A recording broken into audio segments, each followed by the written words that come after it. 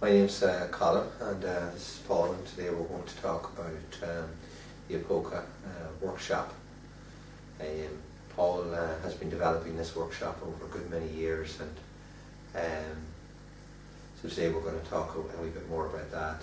And I know we did a video yesterday, but we're going to just expand further on what we discussed yesterday. Well, there was a bit of an impromptu, a very nice video in front of the fire yesterday, and in a very kind of outdoorsy kind of a way. Yeah. And it was a very interesting chat yesterday, and a number of very interesting things. Apoca, the workshop and the seminar, it's evolved from over a long period of time through hypnotherapy from as a 13-year-old. A lot of mind training through those years, lots of dreams of fast cars and success, and it put an interest in me as a seeker of understanding, essentially. Yeah. And of having those boyhood dreams and seeking a level of freedom. We talked yesterday, freedom seems like just one single thing, but actually it's lots of different. Yeah, it means a lot to different people. Yeah.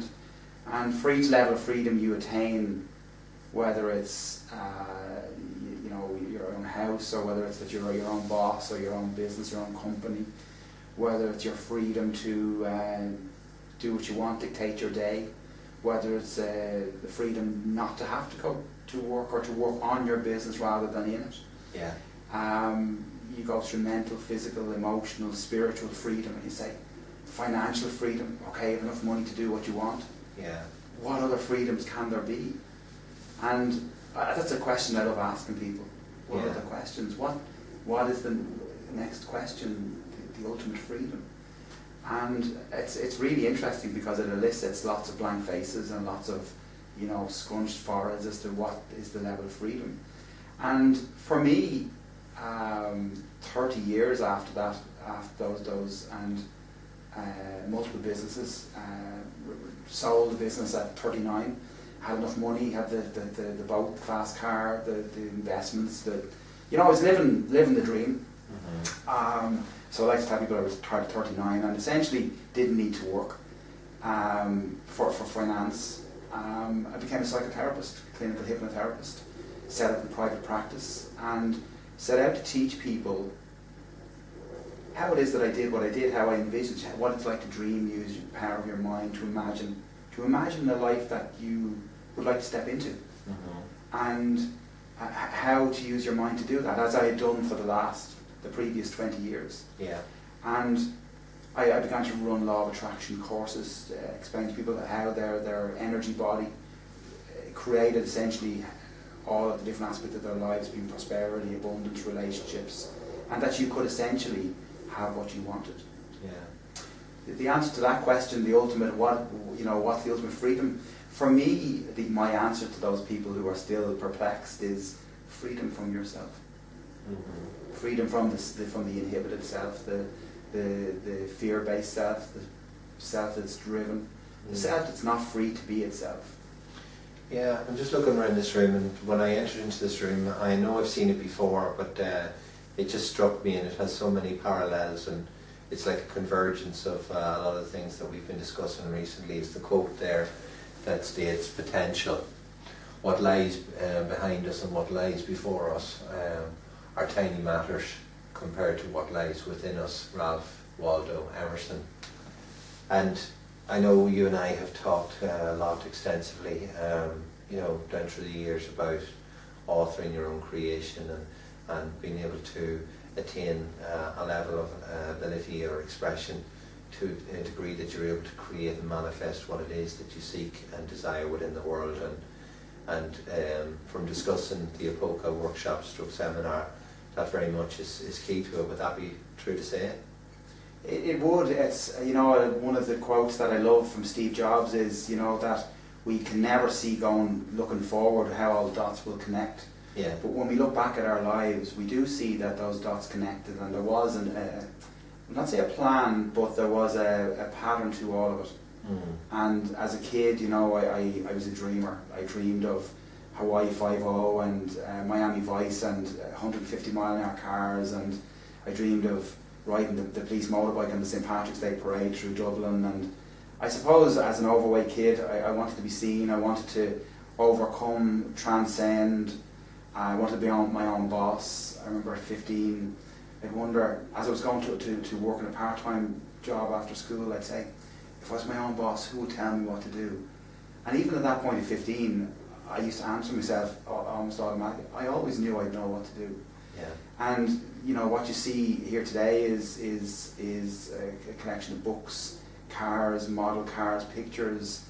It's the culmination of that evolution of me, of the boy who wanted to dream, the boy who believed that he could live his dream, and that he could be whatever he wanted, and you know, do whatever he wanted. That catches a lot of people. You can't do whatever it is you want. Yeah. And I know we've had great in-depth discussions on evolution of all aspects of consciousness, and you know, mind, body, soul, spirit, physical, and some of the questions we've been discussing is, there is a sense in these times that it's just let go, just be nothing, just be, you know, and live in the now, and all of those things are great logic to them. Yeah. Because no one wants to be driven like a horse, you know, driven down the road. We want to be driving, and we want to be. We live in a kind of a free-flowing, polarized, from action to inaction, from full of opposites, from love to fear. We move through this, I suppose, pole of action, you know. Yeah. And in some ways, I often wonder and suspect that what happened to the dreams we had? Is it not okay to dream anymore? Is it not okay to live our dreams? Is it not okay to have unlimited dreams? And the evolution from 39 and selling a company, and the evolution of moving to teach people and to run workshops, to teach people the nature of their creative energy. Yeah. Moved into more deeper childhood trauma work, one-to-one client work of psychotherapy, clinical hypnotherapy, where I had sought to teach people or show people how it was to create and dream. I came across more people who, for the likes of law of attraction, it was attracting very much what they didn't want, and that for them their dreams seemed like more of a nightmare. Yeah. And that opened me out into a course of years of that kind of work. Essentially understanding the patterns, the deep patterns in people. It was never about patching people up, it was about freeing them. Absolutely. And for me it was part of the evolution to coming to Apoca, the training, for me to fill out the deep understandings of every aspect that I needed to understand. And today, Apoca, the training, how far we've come. We run workshops in different places in the world. We've up and coming workshop in Italy this year. And essentially it's my dream to actually impart the understandings of those 30 years in ways that are recognizing the individual person, but that are an all-encompassing solution that free people. And I'm living my dream. I'm living my dream, traveling the world, and living in places that I wish to live in, and doing the things that I want to do, and being able to do that in a way that I'm helping free people. Yeah. Which is what I wished to do when I was 39, looking back. What would you do if you could do anything? Yeah. Well, I wanted to buy and collect fast cars, I wanted to live in the country and all those things. And I wanted to run seminars that would free people to live. Yeah. And like I know we've had many discussions like on creation and the ability to create in the world, and so you've drawn no doubt on lots of different sources, and you've attended a lot of workshops yourself, and I suppose as therapists, like, it's through our pain and it's through our fear and overcoming our fear that we come through it, we learn from it, we reflect on it, and we come through the other side. And it's through that knowledge and that understanding that you wish to impart, you know, what you've experienced and what you've learned to others.